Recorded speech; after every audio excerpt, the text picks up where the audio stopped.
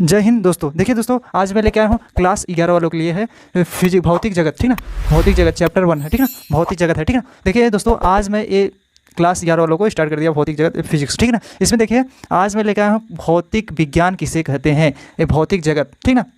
Chapter 1 है, ठीक ना। ये क्लास 11 वालों के लिए है। तो देखिए दोस्तों, आज मैं भौतिक विज्ञान की परिभाषा, डिफिनेशन, फिजिक्स की परिभाषा बताने जा रहा हूँ। विज्ञान की वह शाखा जिसके अंतर्गत प्राकृतिक घटनाओं का अध्ययन किया जाता है, उसे भौतिक विज्ञान कहते हैं। विज्ञान की वह शाखा, देखिए दोस्तों, विज्ञान की वह शाखा जिसके अंतर्गत प्राकृतिक घटनाओं का अध्ययन किया जाता है, उसे भौतिक विज्ञान कहते हैं।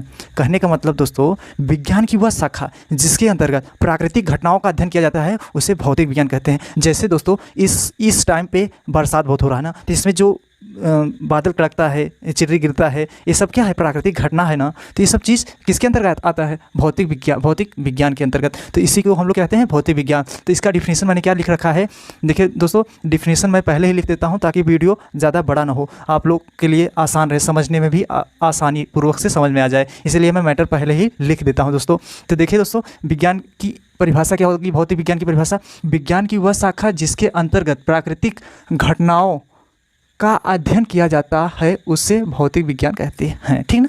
विज्ञान की वह शाखा जिसके अंतर्गत प्राकृतिक घटनाओं का अध्ययन किया जाता है, उसे भौतिक विज्ञान कहते हैं। आई होप समझ में आएगा स्टूडेंट। देखिए, इनके जनक कौन है, न्यूटन है। इनके जनक कौन है, जो भौतिक विज्ञान के जनक कौन है, न्यूटन है, ठीक ना। तो आधुनिक भौतिक विज्ञान के जनक कौन है, गैलीलियो आइंस्टीन। आधुनिक भौतिक विज्ञान के जनक कौन है, गैलीलियो आइंस्टीन, ठीक ना। तो इनकी ग्राफी भाषा क्या है, फूसी है। इनकी ग्राफी भाषा क्या है, फूसी है, अर्थ प्रकृति है। इनकी ग्राफी भाषा क्या है, फूसी है, अर्थ प्रकृति है। तो देखिए दोस्तों, भौतिकी की शाखाएं क्या है, भौतिकी की शाखाएं यह 6 प्रकार का होता है। भौतिकी की शाखाएं क्या है, यह 6 प्रकार का होता है। पहला है यांत्रिकी, दूसरा है उष्मागतिकीय, तीसरा है प्रकाशिकीय, और चौथा है दोलन तथा तरंगे, और पांचवा है वैद्युत गतिकीय, छठवां है आधुनिक भौतिकीय, ठीक ना दोस्तों। तो दोस्तों, क्या मैंने बताया है, आधुनिक भौतिकी की संख्याएं क्या है, भौतिकी की संख्याएं क्या है, यह 6 प्रकार का होता है। पहला है यांत्रिकी या मैकेनिक्स, ठीक ना। दूसरा है उष्मागतिकीय या थर्मोडायनेमिक्स, ठीक ना। और तीसरा है प्रकाशिकी या ऑप्टिक्स, और चौथा है दोलन तथा तरंग, ऑसिलेशन एंड वैक्स, और पांचवा है वैद्युत गतिकी है, इलेक्ट्रोडायनेमिक्स है, छठवां है आधुनिक भौतिक, मॉडर्न फिजिक्स। आई होप समझ में आएगा स्टूडेंट। देखिए स्टूडेंट, इसके आगे मैं इसकी परिभाषा बताने जा रहा हूँ, मैकेनिक्स की परिभाषा। देखिए दोस्तों, यांत्रिकी की परिभाषा क्या होगा, ठीक ना। इसके अंतर्गत ठोस, द्रव एवं गैस के नियमों, न्यूटन के गति नियमों, गुरुत्वाकर्षण, रॉकेट, नोदन, पिंडों की समय अवस्था एवं भौतिक राशि का अध्ययन किया जाता है।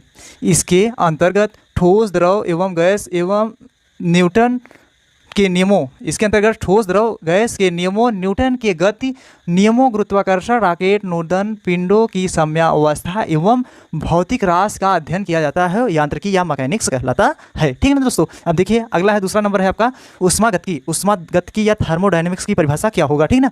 तो देखिए दोस्तों, इसके अंतर्गत ऊष्मीय संतुलन के नियमों, उष्मा प्रवाह की दिशा, उष्मा के कार्य में रूपांतरण एवं उष्मा स्थानांतरण आदि का अध्ययन किया जाता है, ठीक ना दोस्तों। इसकी परिभाषा क्या है, इसके अंतर्गत उष्मा संतुलन के नियमों, उष्मा प्रवाह की दिशा, उष्मा के कार्य में रूपांतरण एवं उष्मा स्थानांतरण आदि का अध्ययन किया जाता है, उष्मा गतिकी कहलाता है, ठीक है दोस्तों। आई होप समझ में आएगा स्टूडेंट। देखिए, तीसरा है प्रकाशिकी, ऑप्टिक्स, इंग्लिश नेम है ऑप्टिक्स। इसकी परिभाषा क्या होगा, इसके अंतर्गत प्रकाश का जैसे परावर्तन, अपवर्तन, विवर्तन, इंद्रधनुष का बनना आदि का अध्ययन किया जाता है। ये क्या कहलाता है, ऑप्टिक्स या प्रकाशिकी कहलाता है। इसके अंतर्गत प्रकाश का जैसे परावर्तन, अपवर्तन, विवर्तन, इंद्रधनुष का बनना ऐसे, ठीक है, आदि का अध्ययन किया जाता है, क्या कहलाता है, ऑप्टिक्स या प्रकाशिकी कहलाता है, ठीक ना। अगला है दोलन तथा तरंगे। इसकी परिभाषा क्या होगा दोस्तों, देखिए इसमें ठीक ना। अब देखिए इसकी परिभाषा क्या है। इसके अंतर्गत हम विभिन्न वस्तुओं के कंपनों, इसके अंतर्गत हम विभिन्न वस्तुओं को के कंपनों कंपित वस्तु द्वारा उत्पन्न विक्षोभ आदि का अध्ययन किया जाता है। क्या कहलाता है? दोलन तथा तरंगे कहते हैं। तो इसमें देखिए इसके अंतर्गत हम विभिन्न वस्तुओं के कंपनों कंपित वस्तु द्वारा उत्पन्न विक्षोभ आदि का अध्ययन किया करते हैं। क्या कहलाता है? दोलन तथा तरंगे कहते हैं। ठीक ना दोस्तों, आई होप समझ आए स्टूडेंट। देखिए अगला हेडिंग है, 5वां है आपका। देखिए दोस्तों अगला हेडिंग है विद्युत गतिकी। देखिए दोस्तों अगली हेडिंग है आपकी विद्युत गतिकी। ठीक ना। तो देखिए इसकी परिभाषा क्या होगा। इसके अंतर्गत चुंबकीय वस्तु से संबंधित परिघटनाओं, विद्युत धारा, धारावाही चालक की चुंबकीय क्षेत्र में गति आदि का अध्ययन किया जाता है। इसके अंतर्गत चुंबकीय वस्तु से संबंधित परिघटनाओं, विद्युत धारा, धारावाही चालक की चुंबकीय क्षेत्र में गति आदि का अध्ययन किया जाता है। ये क्या कहलाता है? विद्युत गतिकी कहलाता है। ठीक ना। आई होप समझ में आएगा स्टूडेंट। देख लीजिए अगला परिभाषा क्या है। आधुनिक भौतिक। अगला परिभाषा क्या है दोस्तों? 6वां है आधुनिक भौतिक, मॉडर्न फिजिक्स इसका इंग्लिश नेम है। तो इसकी परिभाषा क्या होता है? आधुनिक भौतिक पदार्थ के साथ बातचीत की अंतर्निहित प्रक्रियाओं का प्रयास है। आधुनिक भौतिक पदार्थ के साथ बातचीत की अंतर्निहित प्रक्रियाओं का प्रयास है। विज्ञान और इंजीनियरिंग के साधनों का उपयोग करना है। क्या है दोस्तों? देखिए एक बार और। आधुनिक भौतिक पदार्थ के साथ बातचीत की अंतर्निहित प्रक्रियाओं का प्रयास है। विज्ञान और इंजीनियरिंग के साधनों का प्रयोग करना है। ये क्या कहलाता है? आधुनिक भौतिक या मॉडर्न फिजिक्स। क्या होता है परिभाषा? आधुनिक भौतिक पदार्थ के साथ बातचीत की अंतर्निहित प्रक्रियाओं का प्रयास है। विज्ञान और इंजीनियरिंग के साधनों का प्रयोग करना है। ये क्या कहलाता है? मॉडर्न फिजिक्स, आधुनिक भौतिक कहलाता है। आई होप समझ में आएगा तुम्हें। मूल बल। ठीक ना दोस्तों। प्राकृत में मूल बल तो किसे कहते हैं? प्राकृत में मूल बल। ठीक ना। जो किसी वस्तु में गति परिवर्तन या विरूपण उत्पन्न करता है उसे हम लोग बल कहते हैं। जो किसी वस्तु में गति परिवर्तन या विरूपण उत्पन्न करते हैं उसे हम लोग बल कहते हैं। ठीक ना। प्राकृत में मुख्य रूप से 4 प्रकार के बल होते हैं। गुरुत्वाकर्षण या गुरुत्वीय बल। ठीक ना। Gravitational force. ठीक ना। यह दो पिंडों के बीच, यह देखिए गुरुत्वीय बल का परिभाषा क्या होगा? गुरुत्वाकर्षण या गुरुत्वीय बल का परिभाषा क्या होगा? यह दो पिंडों के बीच उनके द्रव्यमानों के कारण लगने वाला आकर्षण बल ही गुरुत्वीय आकर्षण बल कहलाता है। क्या है परिभाषा? एक बार और देख लो। दो पिंडों के बीच उनके द्रव्यमानों के कारण लगने वाला आकर्षण बल गुरुत्वाकर्षण बल कहलाता है। नोट में क्या है दोस्तों? नोट में है यह प्राकृत में पाए जाने वाला सबसे दुर्बल बल है। यह प्राकृत में पाए जाने वाला सबसे दुर्बल बल है। ठीक ना। और दूसरा है यह बल अनिर्धारित कणों ग्रेविटान के विनिमय से उत्पन्न होता है। ठीक ना दोस्तों। यह बल अनिर्धारित कण ग्रेविटान के विनिमय से उत्पन्न होता है। ठीक ना दोस्तों। अगली परिभाषा है आपका, अगला परिभाषा है दूसरा विद्युत चुंबकीय। परिभाषा क्या होगी? आवेश कणों के बीच लगने वाला बल विद्युत चुंबकीय बल कहलाता है। ठीक है दोस्तों। आवेशित कणों के बीच लगने वाला बल विद्युत चुंबकीय बल कहलाता है। क्या कहलाता है दोस्तों? आवेशित कणों के बीच लगने वाला बल विद्युत चुंबकीय बल कहलाता है। ठीक ना दोस्तों। अब देखिए नोट में क्या है। पहला है इसमें आकर्षण तथा प्रतिकर्षण दोनों प्रकार के गुण पाए जाते हैं। इसमें आकर्षण तथा प्रतिकर्षण दोनों प्रकार के गुण पाए जाते हैं। ठीक ना। दूसरा है यह बल आवेशित कणों के बीच फोटॉनों के विनिमय से उत्पन्न होता है। दूसरा है यह बल आवेशित कणों के बीच फोटॉनों के विनिमय से उत्पन्न होता है। ठीक ना दोस्तों। आई होप समझ में आएगा स्टूडेंट। देखिए आपका तीसरा प्रश्न क्या है? नाभिक की परिभाषा क्या होगी? देखिए दोस्तों प्रबल नाभिकीय बल, स्ट्रॉन्ग न्यूक्लियर फोर्स की परिभाषा। नाभिक में प्रोटॉनों तथा न्यूट्रॉनों को एक साथ बांधने वाला बल प्रबल नाभिकीय बल कहलाता है। ठीक ना। देखिए दोस्तों नोट में आपका क्या लिखा गया है? नोट में लिखा है यह बल न्यूक्लियनों के बीच मेसनों के विनिमय से उत्पन्न होता है। क्या है दोस्तों? यह बल न्यूक्लियनों के बीच मेसनों के विनिमय से उत्पन्न होता है। ठीक ना। देखिए दूसरा है आपका यह बल विद्युत चुंबकीय बलों से 100 गुना अधिक प्रबल है। यह बल विद्युत चुंबकीय बलों से 100 गुना अधिक प्रबल है। ठीक ना। अब देखिए तीसरा है यह बल केवल नाभिक में भीतर प्रभावी रहता है। यह बल केवल नाभिक के भीतर प्रभावी रहता है, ठीक ना। अब देखिए दोस्तों, ये तीसरा था, ये चौथा है आपका। देखिए दोस्तों, छिड़े नाभिकीय बल, ठीक ना। देखिए दोस्तों, छिड़े नाभिकीय बल, ठीक है। छिड़े नाभिकीय वेक न्यूक्लियर फोर्स की परिभाषा क्या होगी? नाभिकीय घटनाओं जैसे घटनाओं जैसे रेडियो एक्टिव नाभिक के बीटा क्षय में तथा मूल कणों के बीच कार्य करने वाला बल छिड़ नाभिकीय बल कहलाता है।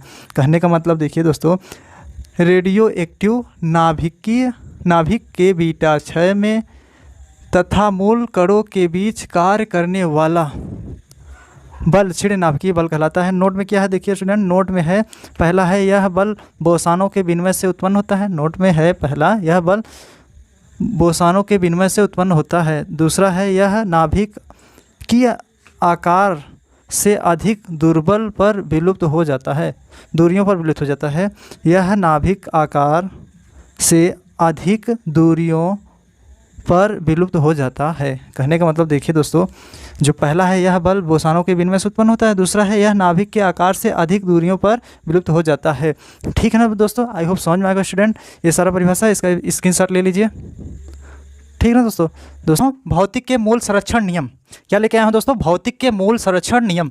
तो भौतिक के मूल संरक्षण नियम क्या होता है दोस्तों, मैं बताने जा रहा हूँ। भौतिक के मूल संरक्षण का नियम जो है, कुछ संरक्षण निम्नलिखित होता है, कुछ संरक्षण निम्नलिखित होता है, निम्नलिखित है, ठीक है ना। तो कुछ संरक्षण निम्नलिखित हैं, ठीक ना। तो जो पहला दोस्तों आपका क्या है? ऊर्जा संरक्षण। भौतिक के मूल संरक्षण नियम कितने हैं? देखिए दोस्तों, भौतिक के मूल संरक्षण नियम लेके आया हूँ परिभाषा, ठीक ना दोस्तों। इस कुछ संरक्षण निम्नलिखित हैं, ठीक ना, निम्नलिखित हैं। पहला है ऊर्जा संरक्षण, conservational of energy, conservational of energy. इसका परिभाषा क्या होता है ऊर्जा संरक्षण का? देखिए दोस्तों, यदि किसी वस्तु पर कार्य करने वाला बल संरक्षित हो, यदि किसी वस्तु पर कार्य करने वाला बल संरक्षित हो, तो निकाय की कुल यांत्रिकी ऊर्जा नियत रहती है। यह यांत्रिक ऊर्जा संरक्षण का नियम है, ठीक ना दोस्तों। देखिए फिर से देख लीजिए, यदि किसी वस्तु पर कार्य करने वाला बल संरक्षित हो तो निकाय की कुल यांत्रिकी ऊर्जा नियत रहती है, निकाय की कुल यांत्रिकी ऊर्जा नियत रहती है। यह यांत्रिकी ऊर्जा संरक्षण का नियम है, ठीक ना दोस्तों। आई होप समझ में आएगा स्टूडेंट। देखिए अगला परिभाषा है, दूसरा है रेखीय संवेग संरक्षण। दूसरा परिभाषा है रेखीय संवेग संरक्षण, conservational of liner momentum, conservational of liner momentum. अगला परिभाषा रेखीय संवेग संरक्षण का है। देखिए इसका परिभाषा क्या है? यदि कणों के किसी निकाय पर कार्य करने वाला बाह्य बल शून्य हो, यदि कणों के किसी निकाय पर कार्य करने वाला बाह्य बल शून्य हो तो निकाय का रेखीय संवेग संरक्षित रहता है, तो निकाय का रेखीय संवेग संरक्षित रहता है। यह रेखीय संवेग संरक्षण का नियम है, ठीक है दोस्तों। आई होप समझ आएगा स्टूडेंट। देखिए एक बार और देख लीजिए, यदि कणों के किसी निकाय पर कार्य करने वाला बाह्य बल शून्य हो तो निकाय का रेखीय संवेग संरक्षित रहता है। यह रेखीय संवेग संरक्षण का नियम है, ठीक है दोस्तों। आई होप समझ आएगा स्टूडेंट। देखिए अगला परिभाषा आपका है नेक्स्ट, तीसरा, कोणीय संवेग संरक्षण। देखिए दोस्तों, कोणीय संवेग संरक्षण, कंजर्वेशनल ऑफ एंगुलर मोमेंटम, ठीक है ना। इसका परिभाषा क्या होगा? यदि कणों के किसी निकाय पर कार्य करने वाला बाह्य बल आघूर्ण शून्य हो, तो निकाय का रेखीय संवेग संरक्षित रहता है। यह कोणीय संवेग संरक्षण का नियम है, ठीक है ना दोस्तों। एक बार और देख लीजिए, यदि कणों के किसी निकाय पर कार्य करने वाला बाह्य बल आघूर्ण शून्य हो तो निकाय का कोणीय संवेग संरक्षित रहता है। यह कोणीय संवेग संरक्षण का नियम है, ठीक है ना दोस्तों। अब देखिए दोस्तों, अगला है हेडिंग चौथा, ठीक ना। आई होप समझ आएगा स्टूडेंट। अगर देखिए अगला हेडिंग है भौतिक राशि। भौतिक राशि की परिभाषा क्या होगा? देखिए स्टूडेंट, भौतिक राशि किसे कहते हैं? वे राशियां जिन्हें मापा या तौला जा सके उसे हम लोग भौतिक राशि कहते हैं, ठीक है दोस्तों। वे भौतिक राशियां जिन्हें मापा या तौला जा सके भौतिक राशियां कहलाती हैं। वे राशियां जिन्हें मापा या तौला जा सके उन्हें भौतिक राशि कहते हैं, ठीक है दोस्तों। आई होप समझ आया। जैसे द्रव्यमान, लंबाई, समय, बल, वेग, कार्य आदि। जैसे दोस्तों द्रव्यमान, लंबाई, समय, वेग, बल, कार्य आदि, ठीक ना। आई होप समझ में आएगा स्टूडेंट। देखिए स्टूडेंट, अब अगला चलते हैं भौतिक राशि के प्रकार। देखिए अगला हेडिंग है भौतिक राशियां दो प्रकार की होती हैं। अगला हेडिंग है दोस्तों भौतिक राशियां दो प्रकार की होती हैं। पहला है मूल राशि, दूसरा है व्युत्पन्न राशि। जो मूल राशि है फंडामेंटल क्वांटिटीज, ठीक ना। दूसरा है डेबिट क्वांटिटीज। देखिए दोस्तों जो मूल राशियां हैं, ये मूल राशियां जो होती हैं इसकी डिफिनीशन क्या होगा। देखिए वे भौतिक राशियां जो अन्य किसी भी राशि का निर्भर नहीं करती, अन्य किसी राशि पर निर्भर नहीं करती। वे भौतिक राशियां जो अन्य किसी भी राशि पर निर्भर नहीं करती मूल राशियां कहलाती हैं। वे भौतिक राशियां जो किसी भी राशि पर निर्भर नहीं करती मूल राशियां कहलाती हैं। यांत्रिक में द्रव्यमान लंबाई समय को मूल राशि माना गया, ठीक ना दोस्तों। यांत्रिक में द्रव्यमान लंबाई समय को मूल राशियां माना गया, ठीक ना दोस्तों। क्या है दोस्तों देख लीजिए एक बार और। वे भौतिक राशियां जो अन्य किसी भी राशि पर निर्भर नहीं करती मूल राशियां कहलाती हैं। यांत्रिक में द्रव्यमान लंबाई समय को मूल राशियां माना गया है, ठीक ना दोस्तों। अगला आपका पहला ये था, ठीक ना। अब दूसरा देखिए, दूसरा है व्युत्पन्न राशि, ठीक ना। व्युत्पन्न राशि किसे कहते हैं।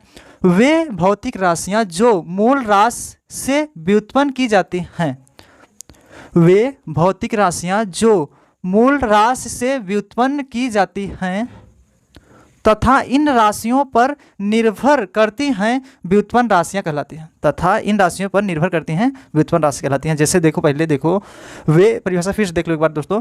वे भौतिक राशियां जो मूल राशि से व्युत्पन्न की जाती हैं। वे भौतिक राशियां जो मूल राशि से व्युत्पन्न की जाती हैं तथा इन राशियों पर निर्भर करती हैं व्युत्पन्न राशि कहलाती हैं। इन राशियों पर निर्भर करती हैं तो व्युत्पन्न राशि कहलाती हैं। जैसे में देखिए संवेग, बल, कार्य आदि, ठीक ना दोस्तों। जैसे में क्या है संवेग, बल, कार्य आदि। आई होप समझ में आएगा स्टूडेंट। अगर आप लोग को ये परिभाषा समझ में आया होगा तो मेरे चैनल को सब्सक्राइब कीजिए, बेल आइकन को प्रेस कीजिए ताकि नई वीडियो बने तो आपके पास पहुंच जाए, ठीक ना दोस्तों। आई होप समझ आएगा स्टूडेंट। मिलते हैं अगली वीडियो में। जय हिंद दोस्तों।